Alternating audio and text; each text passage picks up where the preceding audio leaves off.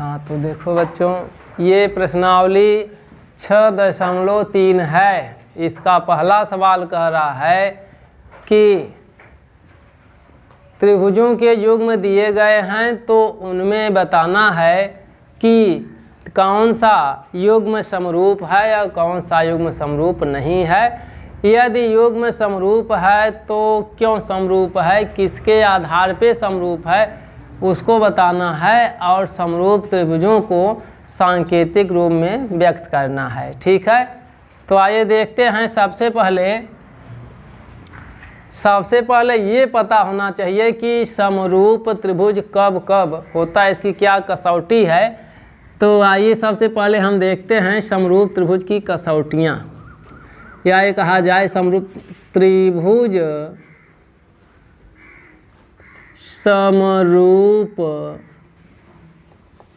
होने की कसौटी। ठीक, तो त्रिभुज समरूप होने की क्या कसौटी है, माने कब कब त्रिभुज समरूप होता है। तो देखो बच्चों, नंबर 1 बात है कि कोण, तो यहाँ लिख दे रहे हैं कोण कोण कोण समरूपता। कोण कोण समरूपता का मतलब है कि जब दोनों त्रिभुजों के संगत कोण समान हो। संगत कोण का मतलब बच्चों ये होता है कि जैसे यहाँ देखिए चित्र के माध्यम से हम दिखा रहे हैं कि जैसे त्रिभुज है एक, जिसका नाम हमने रख दिया ABC, और दूसरा त्रिभुज हमने ले लिया, इसका नाम PQR, ये हुआ। तो कोण ये इसके बराबर हो, ठीक है, और कोण ये इसके बराबर हो, कोण ये इसके बराबर हो, तब हम ये कहेंगे कि त्रिभुज ABC त्रिभुज PQR के समरूप है। तो यहाँ देखिए, हम एक अगर हम यही चित्र ले रहे हैं तो यहाँ कोण A बराबर कोण P हो, कोण B बराबर कोण Q हो, कोण C बराबर कोण R होता है, तब हम लिखते हैं कि त्रिभुज ABC ये समरूप का चिन्ह है, त्रिभुज PQR ये समरूप हो गया। अब बच्चों देखो, दूसरी बात ये है कि भुजा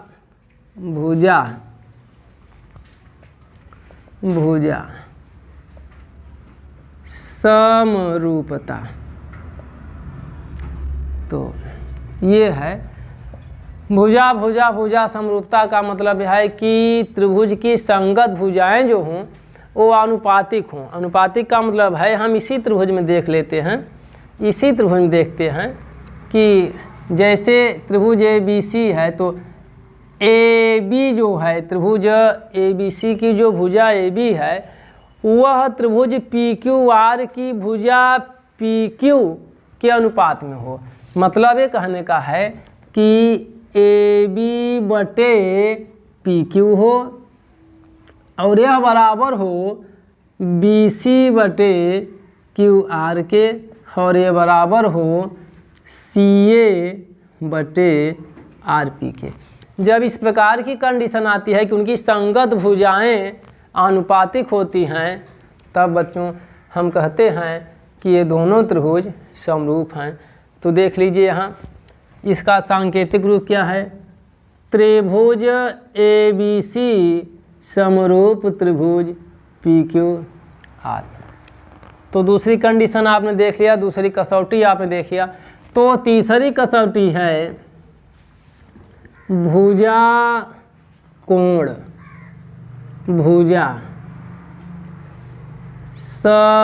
समरूपता।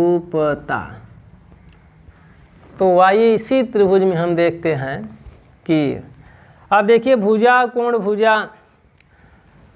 भुजा जैसे ये त्रिभुज है ABC और त्रिभुज PQR में कोण A जो है वह कोण P के बराबर हो, कोण A और कोण P बराबर हो। तो यहाँ हमने लिख दिया कोण A बराबर कोण P, तथा जो भुजाएं हैं इससे मिली हुई, अर्थात जो भुजाएं ये कोण बना रही, ये कंडीशन है। जैसे ये कोण बनाने वाली, जैसे कोण ए को बनाने वाली दो भुजाएं हैं, एक है ए बी, दूसरा है ए सी। ये तीसरे भुजा की बात नहीं आनी चाहिए, ये नहीं शामिल होगा।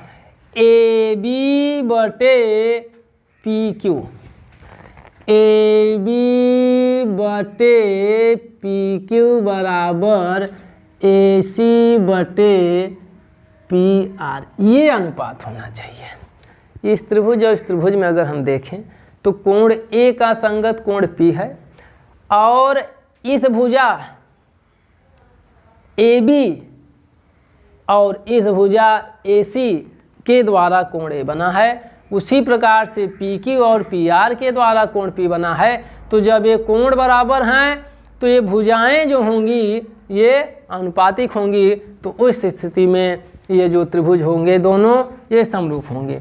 तो यहाँ लिख सकते हैं त्रिभुज ए बी सी समरूप त्रिभुज पी क्यू आर, ये है। तो ये कंडीशन है जिसको हम देखकर बता सकते हैं कि दिए गए त्रिभुज समरूप हैं या नहीं। ठीक है, ये त्रिभुज। तो ये क्या करते हैं कि ये अभी सवाल का जो त्रिभुज था उसको हम हटा दिए हैं। केवल पहले ये समझ लीजिए कि त्रिभुज समरूप होने की क्या कसौटी है।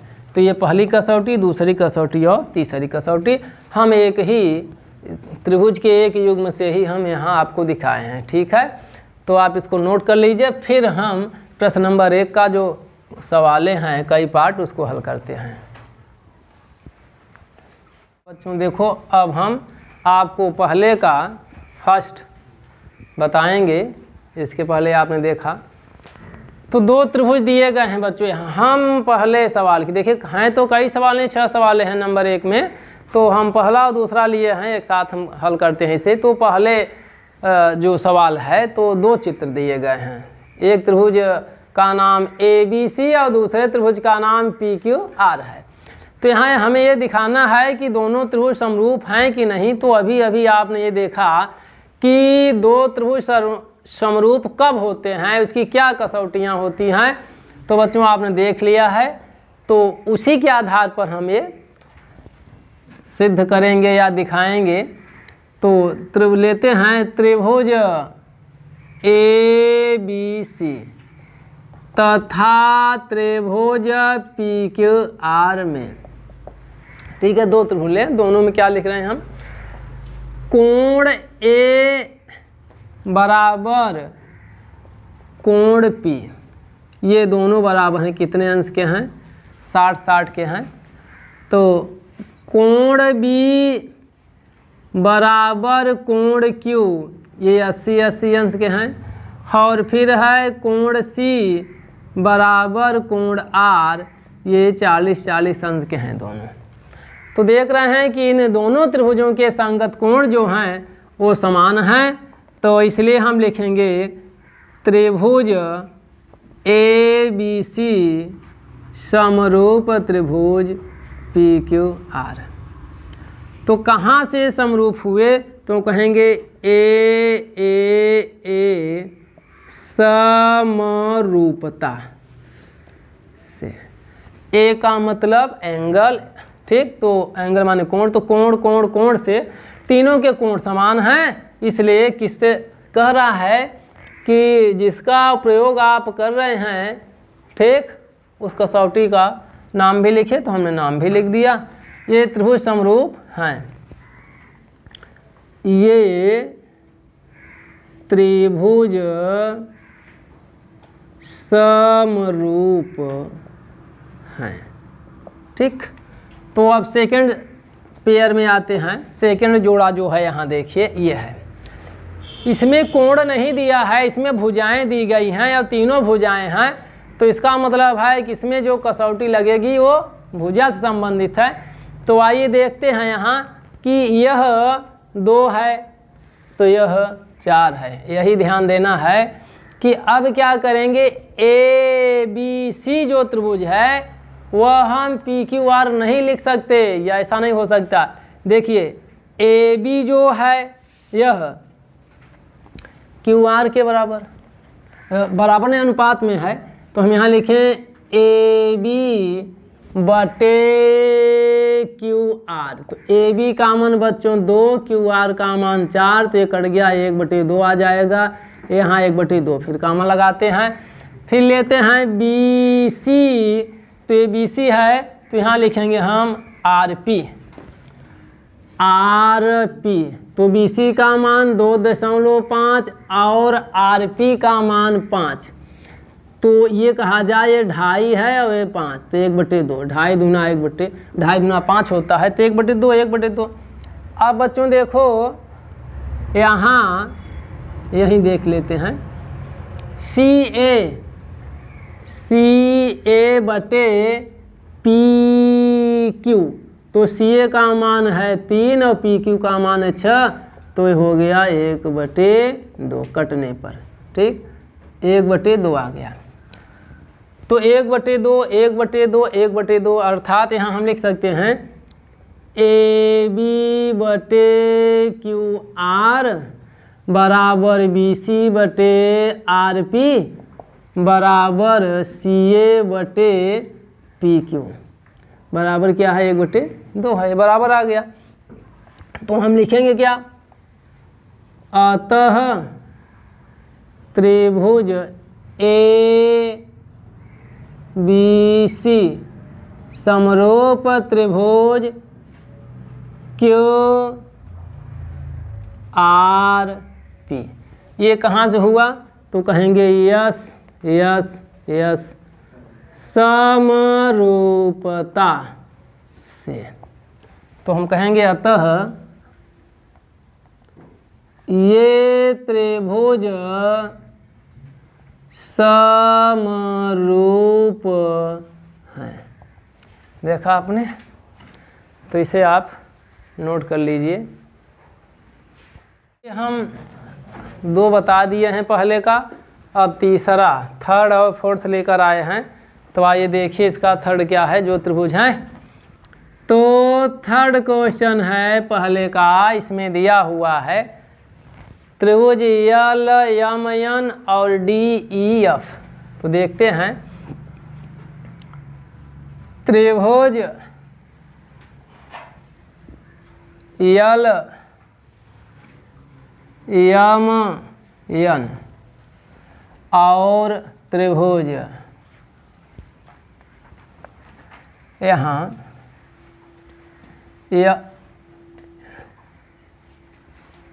ई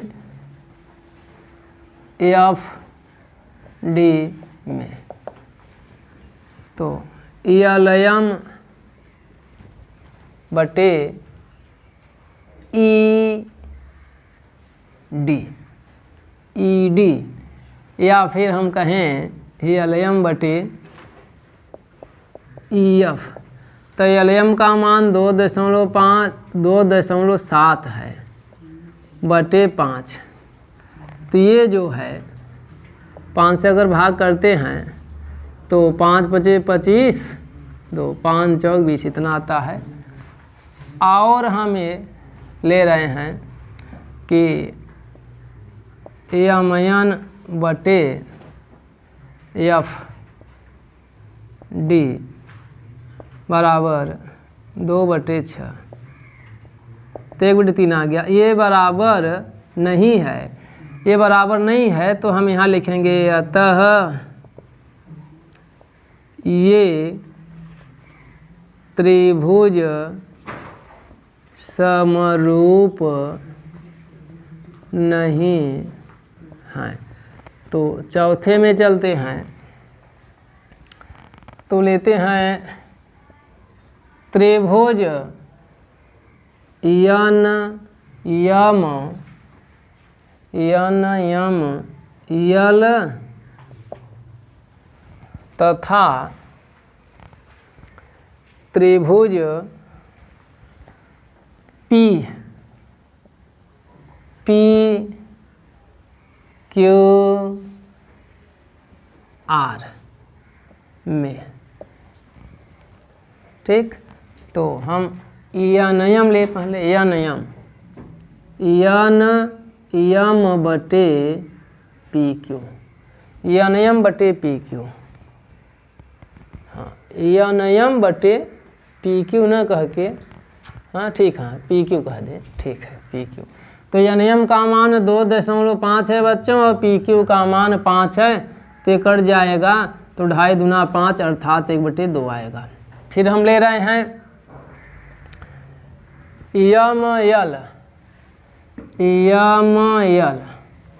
ML, तो यहाँ QR, तो ML है 5 और ये है 10, तो 5 के 5, 5 दूना 10, ये। और क्या है, और है ये कोण M बराबर कोण Q बराबर 70 अंश। तो यहाँ हम देख रहे हैं, इसके पहले देखिए जो कसौटी नंबर 3 बता गया था कि भुजाएं जो भुजाएं हैं वो अनुपातिक हों और उनसे जो कोण बना है वो समान हो। तो यहाँ 70, यहाँ 70, तो यहाँ तो त्रिभुज NML समरूप त्रिभुज PQR, ये कहाँ से हुआ है, SAS समरूपता से ये हुआ है, ठीक है। तो यहाँ लिखेंगे अतः ये त्रिभुज समरूप है, ठीक, ये त्रिभुज समरूप है, यही समरूप नहीं है। तो ये समरूप नहीं है, ये समरूप है, नोट कर लीजिए। हाँ, तो देख लीजिए बच्चों, पहले का 5वां और 6वां प्रश्न है। तो इसमें देखिए, इसे हल किया जाएगा। त्रिभुज ABC में कोण A दिया है, किंतु भुजा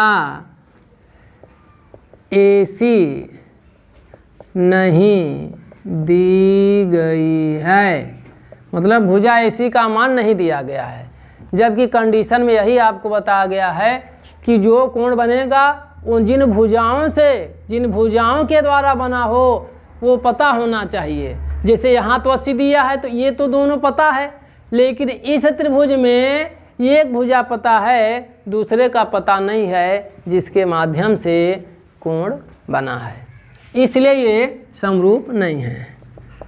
अतः ये त्रिभुज समरूप नहीं है। तो अब हम इसका जो 6वां है भाग, ये आइए इसमें देखते हैं। तो हम यहाँ ये लिखते हैं त्रिभुज DEF में देखिए कोण D का मान दिया हुआ है 70 अंश और कोण E का मान दिया हुआ है 80 अंश। हम जानते हैं कि त्रिभुज के तीनों अंतः कोणों का योगफल 180 अंश। तो यहाँ हम लिख सकते हैं कोण D धन कोण E धन कोण F बराबर 180 अंश है। D का मान 70 अंश, E का मान 80 अंश, तो यहाँ हम F का मान निकाल सकते हैं, ठीक है। तो कोण यह बराबर हो गया 180 अंश माइनस, देखिए 80 और 70 जुड़ेगा तो 150 होगा, 150 को पक्षांतर करेंगे तो माइनस 150 होगा, अब घटा देंगे तो आ जाएगा 30 अंश। तो कोण F का मान 30 अंश आ गया। तो अब त्रिभुज लेते हैं, त्रिभुज PQR में, तो यहाँ भी दशा वही है कि कोण P धन कोण Q धन कोण R बराबर 180 अंश। तो P का मान नहीं पता है तो यहाँ P लिखेंगे, Q का मान पता है 80 अंश है और R का मान 30 अंश है बराबर 180 अंश। या कोण P हम जब निकालें तो क्या करेंगे कि 80 और 30 जोड़ेंगे 110 हो गया, 110 को पक्षांतर करेंगे तो -110 हो गया। अब घटाएंगे तो 70 अंश आ गया। तो कोण P 70 अंश हो गया। तो यहाँ लिखेंगे त्रिभुज DEF तथा त्रिभुज PQR में, तो इसमें क्या होगा कि कोण D बराबर कोण P बराबर 70 अंश, फिर कोण E बराबर कोण Q बराबर 80 अंश, फिर कोण F बराबर कोण R बराबर 30 अंश। त्रिभुज ये जो कोण हैं संगत कोण समान हैं, इसलिए जो युग्म है त्रिभुज का ये समरूप है।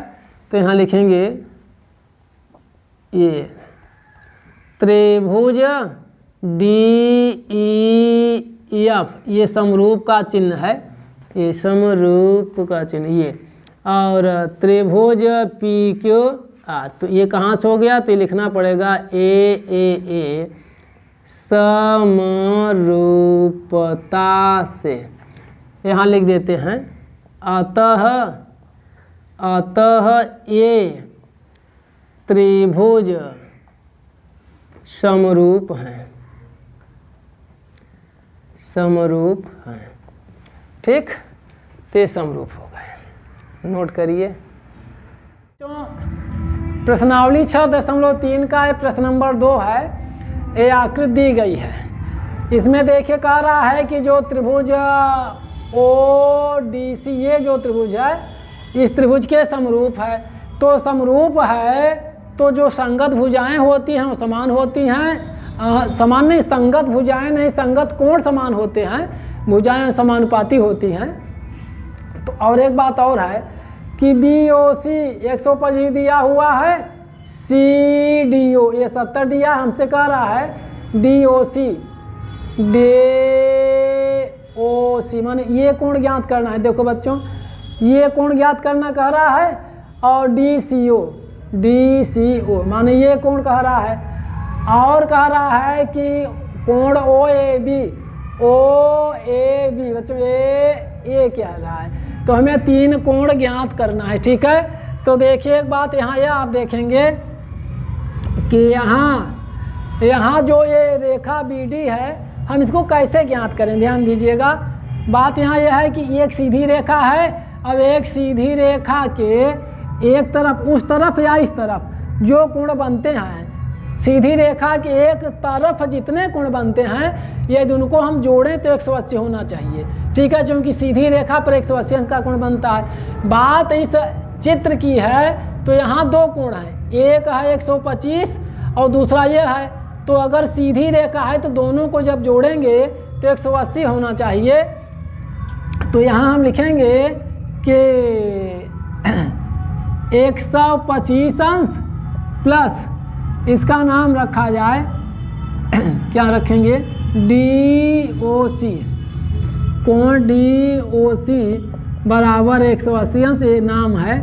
रैखिक युग्म अवग्रहित से, तो कोण DOC बराबर हो जाएगा 180 अंश, 125 जब बच्चों इधर आएगा तो -125, अब घटा देंगे तो 55 अंश आएगा।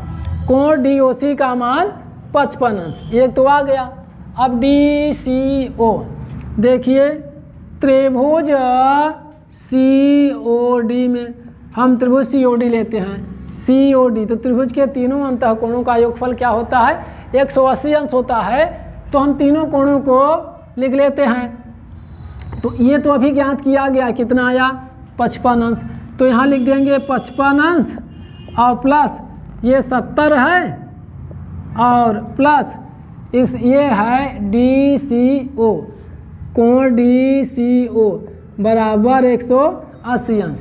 त्रिभुज के तीनों अंतःकोणों का योगफल 180 अंश होता है। तो तीनों कोणों को हमने जोड़ा और लिख दिया 180 अंश। तो इसको जोड़ेंगे 7 5 12 125 अंश प्लस कोण DCO बराबर 180 अंश।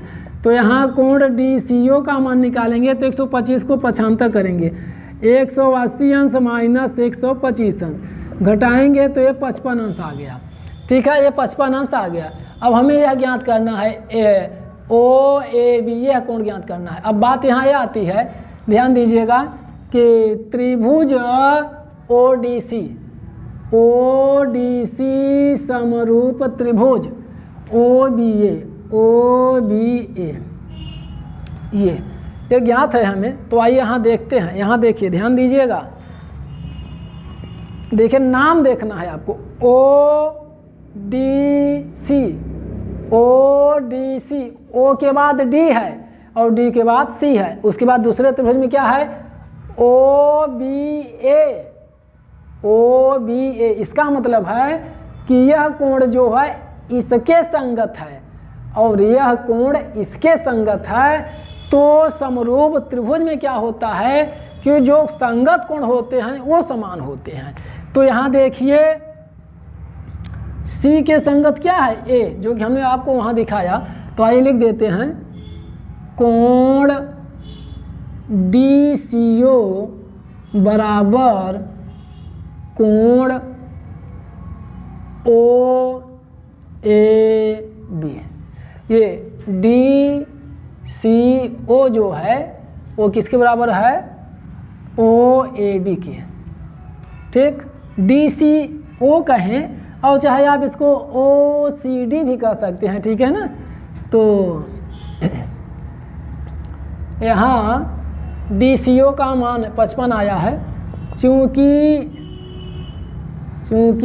कोण डी सी ओ बराबर 55 अंश, इसलिए कोण ओ ए बी बराबर 55 अंश। ध्यान दीजिए, ये दोनों बराबर हैं। बराबर कैसे हैं, तो अब यहाँ लिख सकते हैं हम समरूप त्रिभुज के संगत कोण। समरूप त्रिभुज के संगत कोण क्या होते हैं, समान होते हैं। तो इस प्रकार से ये तीनों मान आ गए आपका, आप नोट कर लीजिए इसे। प्रश्न नंबर 3 में कह रहा है, ये समलंब है ए बी सी डी, जिसमें ए बी समांतर डी सी है और समलंब के जो विकर्ण हैं ए सी और बी डी ओ पर प्रतिच्छेद करते हैं। तो कह रहा है कि दो त्रिभुजों की समरूपता कसौटी का प्रयोग करते हुए, समरूपता कसौटी का प्रयोग करके हमें दिखाना है ओ ए बटे ओ सी बराबर ओ बी बटे ओ डी। तो आइए देखिए बच्चों, सबसे पहले हम एक समलंब बनाते हैं। तो ये हुआ ए, इस प्रकार से एक समलंब बन गया। नाम देते हैं ए बी सी डी, ये नाम हो गया। अब क्या करेंगे, इसको मिला देंगे, विकर्ण है ए ऐसे और दूसरा विकर्ण ये ऐसे, ये एक दूसरे को बिंदुओं पर काटते हैं, तो ये हो गया। अब समलंब है और ये जो डी सी है वह ए बी के समांतर है। तो ये समांतर है। तो यहाँ देखिए, अब इसमें हम हल लिखते हैं। तो सबसे पहले ज्ञात है, क्या ज्ञात है, इसको लिखा है, देखिए समलंब ए बी सी डी में ए बी समांतर डी सी तथा विकर्ण ए सी व बी डी कामा बिंदु ए सी व बी डी परस्पर बिंदु ओ पर प्रतिच्छेद करते हैं। ठीक, तो यहाँ अब देखिए सिद्ध करना है हमें ओ ए बटे ओ सी बराबर ओ बी बटे ओ डी, ये हमें सिद्ध करना है। तो चलिए उपपत्ति लिखते हैं। आइए देखिए, बहुत ही बढ़िया ढंग से, सरल ढंग से आप देखते हैं इसे। यहाँ हम लिखेंगे कि डी सी समांतर ए बी तथा में क्या लिखेंगे हम, देखिए के AC एक जो विकर्ण है तथा AC एक तिर्यक रेखा है। AC एक तिर्यक रेखा है। तो जब AC तिर्यक रेखा होगी तो बच्चों ध्यान दीजिए कि ये जो कोण होगा ये इसके बराबर होगा एकांतर अंतःकोण से। चलिए इसका नाम लिख देते हैं, ठीक है, इसका नाम लिख देते हैं। यहाँ 1 लिखते हैं, इसको 2 लिखते हैं, फिर ये इसको 3 लिखेंगे और इसे 4 लिखेंगे, ठीक है। तो यहाँ नाम लिख देते हैं। तो यहाँ क्या कहेंगे हम कि कोण 1 बराबर कोण 2 ये एकांतर अंतः कोण से, एकांतर अंतः कोण से बराबर होंगे। तथा फिर लिखेंगे DC समांतर AB और अब यहाँ क्या है, ये है तिर्यक रेखा तथा BD एक तिर्यक रेखा है। तो जब ये तिर्यक रेखा है तो फिर यही कोण बराबर हो गया क्या, 3 और 4। तो यहाँ लिख देंगे कोण 3 बराबर कोण 4 क्या, एकांतर अंतः कोण से, ठीक, ये बराबर। अब हम क्या करेंगे कि ये हम त्रिभुज ले रहे हैं, 2 त्रिभुज, और ये त्रिभुज देखिए त्रिभुज OCD ध्यान देना है, त्रिभुज OCD तथा त्रिभुज OAB में, ठीक, ये लिखा गया। तो यहाँ कोण 1 कोण 2 के बराबर है, कोण 1 बराबर कोण 2 और कोण 3 बराबर कोण 4 तथा अब कोण COD बराबर कोण AOB, ये कहाँ से बराबर हुआ, ये हुआ सम्मुख कोण से। सम्मुख कोण समान होते हैं। तो ये देखिए त्रिभुज के संगत कोण बराबर हो गए तीनों। तो यहाँ लिखेंगे इसलिए त्रिभुज OCD अब ये समरूप का चिन्ह, त्रिभुज OAB ये कैसे समरूप हुए, तो लिखेंगे A समरूपता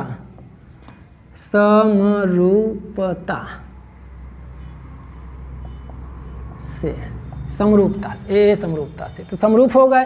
अब जब समरूप हो गए ना तो फिर कहेंगे OC